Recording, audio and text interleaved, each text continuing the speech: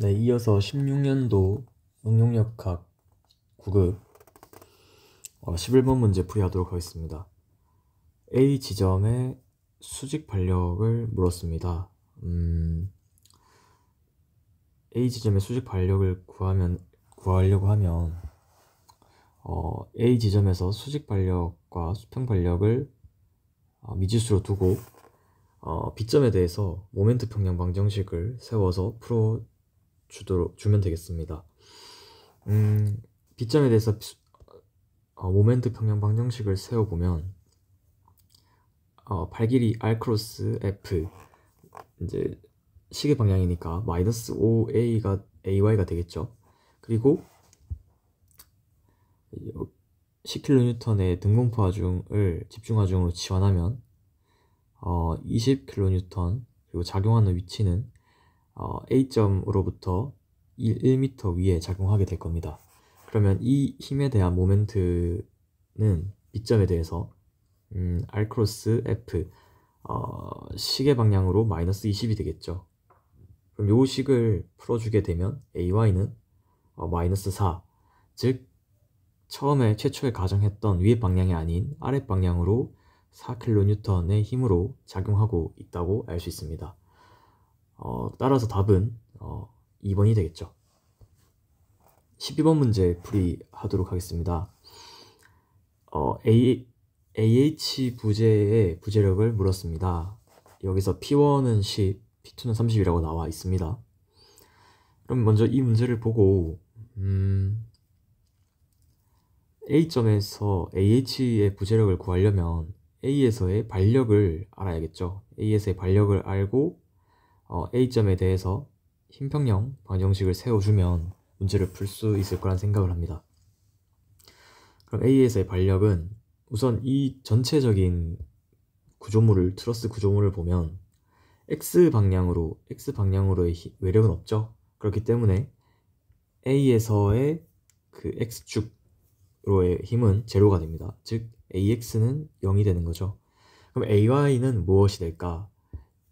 지금 외력이 그 대칭적으로 작용하고 있습니다. 또한 이 트러스 구조물도 대칭이죠. 좌우 대칭이죠. 그러면 AY는 이 모든 외력의 합을 나누기 2 한 것이 될 겁니다.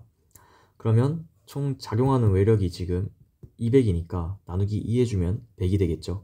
즉 AY는 100입니다.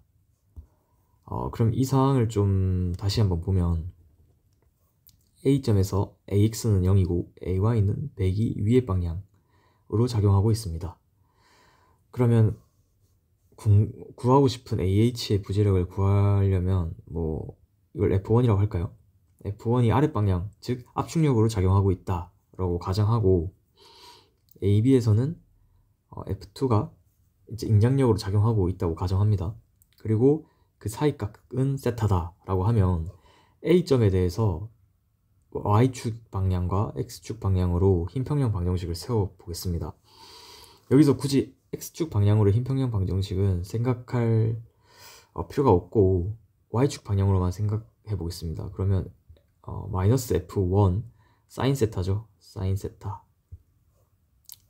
플러스 위의 방향으로 100은 제로. 여기서 사인 세타가 뭐냐? 사인 세타는 이거분의 이거죠. 그런데 지금 여기가 3이고 여기가 4이기 때문에 여기는 5가 됩니다. 피타고라스의 정리에 의해서. 그럼 사인 세타는 5분의 4이니까 5분의 4를 넣어주면 F1의 값을 구할 수 있습니다. 제가 여기서 계산을 미리 해놨는데 마이너스 F1 5분의 4 플러스 100은 제로 해서 F1은 125가 되게 됩니다. 125kN이고 플러스니까 기존에 가정한 방향 그대로 두면 됩니다. 압축력으로 가정하고 지금 푸는 거니까 그대로 압축력으로 생각하시면 됩니다. 그래서 125 압축, 정답은 4번이 됩니다. 이 문제의 핵심은 A점에서 AH 부재력을 구하는 방법으로 A점에서의 평형 방정식을 세울 수 있는지, 그리고 이 외력과 구조물의 대칭성을 이용해서 AY를 구할 수 있는지가 되겠습니다. 다음 13번 문제 풀이하도록 하겠습니다. 단주에서 지점 A에 발생하는 응력의 크기를 물었습니다. A에서 평면으로 한번 보면 지금 요 윗부분을 평면으로 보게 되면 이렇게 되겠죠. 그리고 여기가 X, 여기가 Y, 그리고 이게 1m죠. 여기가 0.5m가 됩니다. 그리고 A가 X축에서 0.3m 위에 작용하고 있습니다. 지금 100kN. 그러면 A 지점은 여기죠. 제일 왼쪽 아래 모서리 아래 꼭지점 부분이고, 그러면 이 100kN이라는 외력이 어떤 영향을 이 도형에, 이 구조물에 미치고 있냐면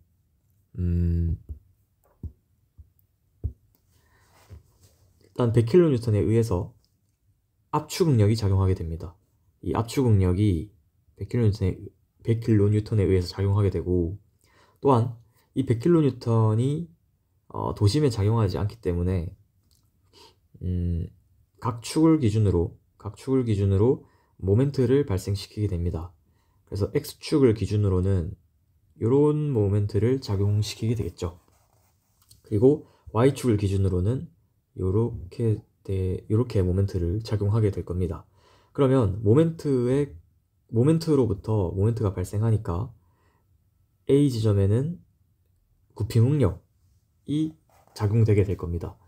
그래서 아까 말씀드린 압축응력과 집중응력 100에 의한 압축응력과 100에 의해서 발생되는 모멘트 X, 모멘트 Y에 의한 굽힘응력이 A에 작용하게 됩니다. 그러면 X축에 대한 모멘트는 30이 되겠죠. R 크로스 F니까. 그리고 MI는 R 크로스 F니까 25kN이 되게 됩니다. 여기서 여기까지 0.25m죠. 곱하기 100 하면 25. 그러면 MX에 의해서는 인장이죠. 인장응력이 작용하게 되고, MI에 의해서도 인장응력이 작용하게 됩니다. 왜냐면 이렇게 작용하니까요. 이렇게 작용하니까 인장이죠. 이 부분은 여긴 압축이고 여긴 인장이 됩니다. 그래서 인장으로 작용하게 되겠죠.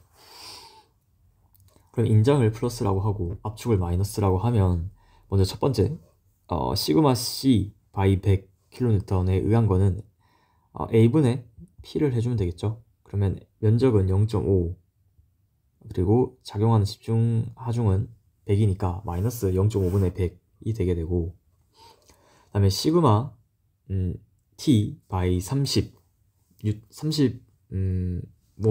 킬로뉴턴 미터죠에 의한 거는 모멘트에 의한 굽힘응력 식이 시그마는 I분의 MI죠. 그렇기 때문에 I, 그 X축에 대한 관성 모멘트, 그리고 X축에서 A점까지의 거리 0.5m를 해주고, 그 다음에 시그마 T 바이 25kNm는 모멘트가 25, 그 다음에 Y축으로부터 A점까지의 거리 0.25m, 그리고 Y축에 대한 관성 모멘트는 12분의 BH 세제곱에 의해서 이렇게 나타내지겠죠. 그럼 요 식들을 다 풀어주게 되면 마이너스 200 플러스 360 플러스 600이 돼서 결과적으로 답은 플러스 760, 즉 인장으로 760 kN per 미터 제곱의 응력이 작용하게 될 겁니다. 그래서 이 문제는 도심에 작용하지 않고 편심하중이 작용할 때 이로 인해서 모멘트가 유발되고 그 모멘트에 의해서 굽힘응력이 작용하게 되는 그 상황까지 생각할 수 있어야 되는 그런 문제가 되겠습니다. 14번 문제 풀이하도록 하겠습니다. 내민보가 하중을 받고 있고 내민보의 단면은 폭이 B이고 높이가 0.1m인 직사각형입니다. 인장 및 압축에 대한 허용 힘응력이 600MPa일 때 폭 B의 최소값을 물었습니다. 이걸 좀 정리하면 허용 힘응력이 600MPa일 때 이 외력에 의해서 구조물에 작용하고 있는 최대의 굽힘응력이 600보다 작아야 된다 그 말이죠. 그리고 여기서 최대의 굽힘응력은 굽힘응력식에 의해서 I분의 MI가 될 것입니다. 그러면 여기서 또 알 수 있는 건 I는 모든 내민보의 모든 구간에 대해서 12분의 BH 세제곱으로 일정하게 되겠죠. 그렇기 때문에 B0.1 세제곱분의 12로 표현이 되고 요 I가 되죠. 그리고 Y 값은 그 모멘트에 의한 굽힘응력은 이 도심으로부터 가장 먼 지점에서 최대가 되는 거죠. 그렇기 때문에 0.1m 나누기 2 해서 요 값이 B 값이 되게 됩니다. Y 값이 되게 됩니다. 그럼 우리가 알고 싶은 거는 모멘트 맥스, 즉 모멘트의 최대값만 알게 되면 이 식을 풀어줄 수 있게 되는 거죠. 모멘트의 최대값은 반력을 구해주면 되는데 반력을 구하기 위해서 모르고 있는 반력이 AY와 CY죠. 그러면 C점에 대해서 모멘트 평형방정식을 한번 세워주게 되면 80 마이너스 2AY 마이너스 30은 제로, 즉 AY는 25가 되게 됩니다.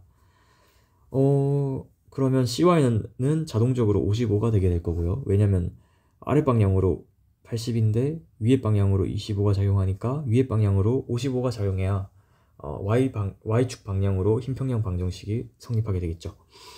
그러면 이제 밴딩 모멘트 다이어그램을 한번 생각해 보면 A점에서 X를 뽑으면 이 모멘트는 25X가 되어서 이런 식으로 그려질 겁니다. 그리고 D점에서 한번 X를 뽑아주면 마이너스 30으로 일정하게 가다가 C점에서 요 위의 방향으로 작용하는 수직 힘에 의해서, 수직 반력에 의해서 이런 식으로 작용하게 되겠죠.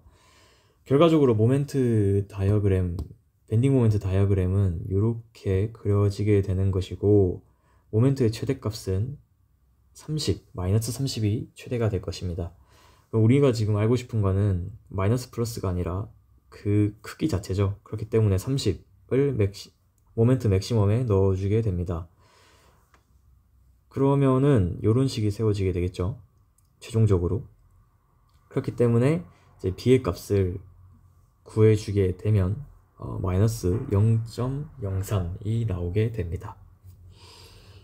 네, 이 문제에서의 핵심은 허용 힘응력이 600이란 걸 주어졌을 때 요 식을 세울 수 있느냐, 모멘트에 의해서 작용하는 굽힘응력이 600보다 작다는 이 식과 이 시그마 맥스를 풀어서 이렇게 정리할 수 있느냐가 핵심이 될 것이고, 그 다음에 두 번째로는 모멘트 맥시멈을 구할 수 있느냐, 여기서 밴딩 모멘트 다이어그램을 그릴 수 있느냐, 이것이 이 문제의 핵심이 되겠습니다. 다음으로 15번 문제 풀이하도록 하겠습니다. 보스프링 구조에서 A점에 힘 모멘트 EM이 작용할 때 수직 변이가 상량으로 100분의 L, 지점 B에 모멘트 반력 M이 발생했다고 합니다. 이때 스프링 상수 K를 물었습니다. 힘과 그 스프링 상수 그리고 변이의 관계는 F는 K 델타로 표현이 되죠.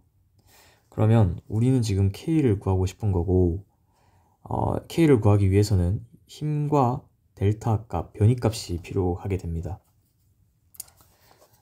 우선 델타 값은 문제에서 줬죠. 수직 변이가 상량으로 100분의 L이 작용하고 있다고 하니까 델타 값은 100분의 L로 넣어주면 됩니다.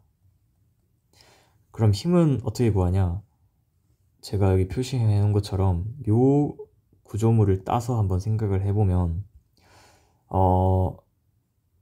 지금 모멘트가 작용을 하고 해서 이 구조물이 위의 방향으로 가려고 하겠죠.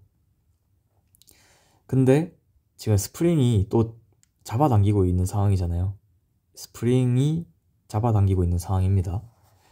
그래서 결과적으로 요 구조물, 그 스프링을 제외한 요 구조물만 한번 생각을 해보면 힘은 EM의 모멘트가 반시계 방향으로 작용하고 있고 M의 모멘트가 B점에서 시계 방향으로 작용하고 여기는 반시계 방향으로 작용하고 있고 그 다음에 스프링이 F의 힘으로 잡아당기고 있는 것입니다. 그러면 B점에 대해서 모멘트 평형방정식을 세워주게 되면 플러스 M 마이너스 EM 그 다음에 플러스 FL이 되겠죠. R 크로스 F니까요. 여기를 F라고 하면 FL이라고 하면 결과적으로 F는 L분의 M이 나오게 되죠. 그러면 그 스프링에 의해서 이 보에 작용하고 있는 힘은 아랫방향으로 L분의 M이 되겠구나 라는 것을 알 수 있습니다.